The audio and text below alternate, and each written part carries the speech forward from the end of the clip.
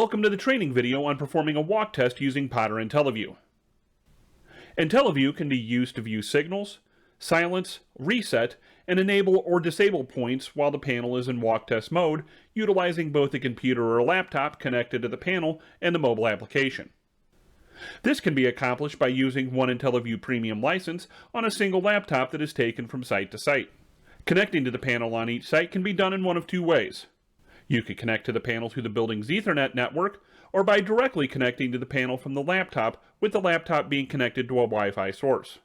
For the purposes of this video, we will be connecting to a panel via direct connection. Once the laptop is connected to Wi-Fi, you can connect directly to the panel using a standard Ethernet cable. No bridging or sharing of the Wi-Fi connection is required. Once the panel is connected, you can add the panel to the IntelliView Link Configurator.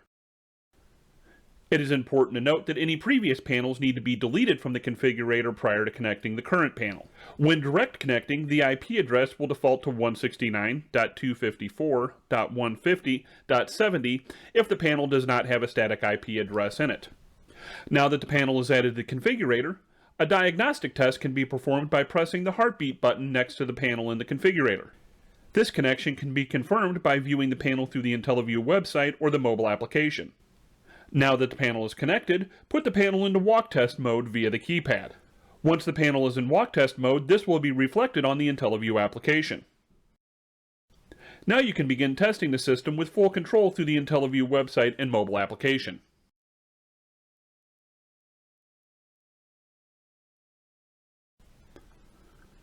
Now that we have added our panel to IntelliView and started our walk test, let's take a look at the different control options available on both the IntelliView website and the mobile application. Here we can see that we can silence and reset the control panel as well as initiate a drill. To enable or disable, we need to select the Details tab. At the bottom of this screen, we see options for the onboard SLC and the onboard power supply. Let's select the power supply and disable NAC 1. Once we get back to the panel view, we can re-enable that NAC using the three dots on the right-hand side. From the panel window, we can also see that we have a tab called Tests. From here, we can create a supplemental report for our NFPA 72 Test and Inspect report. First, we need to create a new test, and then name it. Once we have named it, the test log is active. We can toggle the test on and off here. As you test devices, you will see them populate in the test window.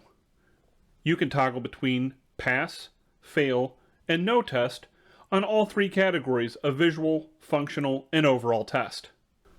When a detector is tested, all three criteria are automatically given a passed status. You can also delete a signal entirely using the trash can icon. The Details tab shows us the devices on our system and their current test status. We can also toggle through those device test statuses just like on the main test screen. The Summary tab shows us a basic layout of our system. You can click Download CSV to get an Excel spreadsheet of all the test results.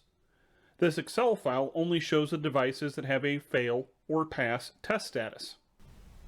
Since this CSV is an editable Excel file, you can easily add notes as to why a device didn't pass its inspection.